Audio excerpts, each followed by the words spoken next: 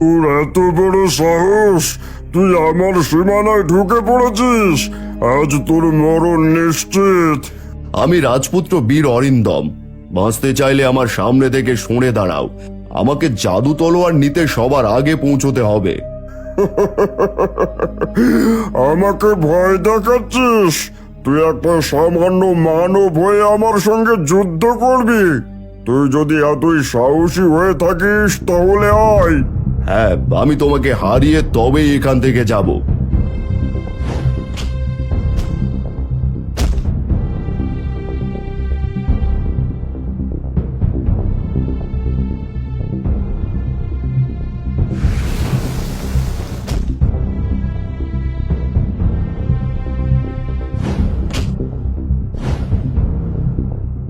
রাজকুমার, তোমার শক্তি সাহস আমাকে হারাতে পারে, কিন্তু মনে রেখো, তুমি এই শক্তি সাহস দিয়ে সেই জাদুর তলোয়ার কখনোই হাতে পাবে না।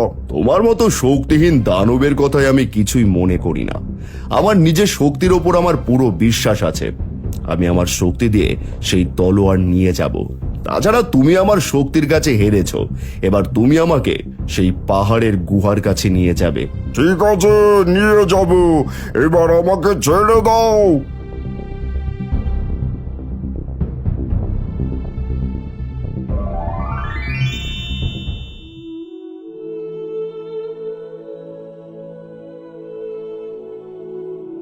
এই যে ভাই, আমাকে একটু জল দাও।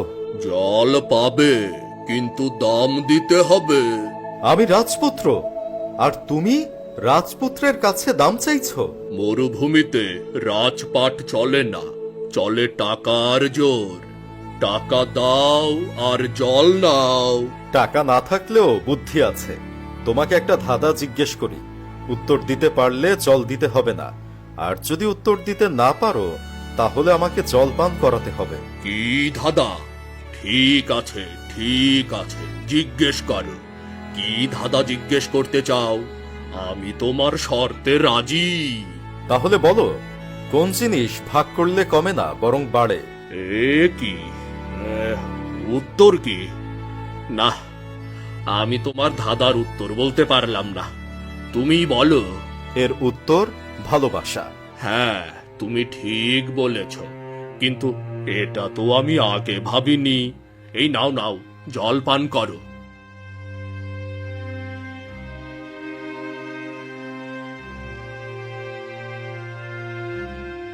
আচ্ছা রাজকুমার, তুমি তো অনেক বুদ্ধিমান। তা তুমি এই মরুপথ পাড়ি দিয়ে কোথায় যাবে?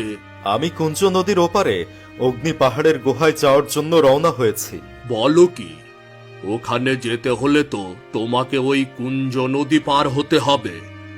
আর তুমি এমনি এমনি তো ওই নদী পার হতে পারবে না। তোমাকে কোনো না কোনো জাদুর শক্তির সাহায্য নিতেই হবে। ও নিয়ে তোমাকে ভাবতে হবে না, আমি আমার বুদ্ধিমত্তা দিয়ে যে কোনো ভাবেই নদীটা পার করবই। বেশ, তাহলে আর দেরি করছো কেন? এখনই এগিয়ে যাও।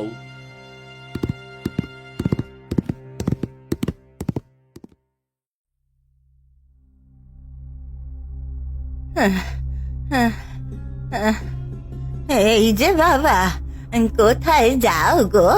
এই তো দিদিমা, আমি সামনের কুঞ্জ নদীর ওপারে অগ্নি পাহাড়ে যাচ্ছি।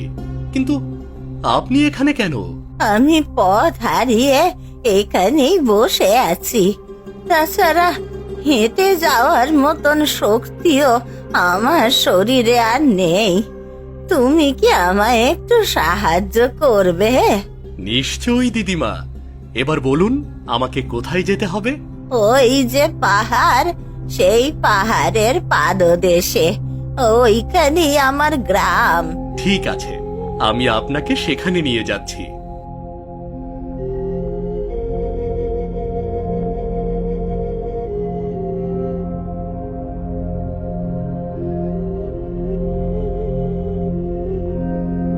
এই যে বাবা, দাঁড়াও দাঁড়াও, আমাকে এইখানেই নামিয়ে দাও।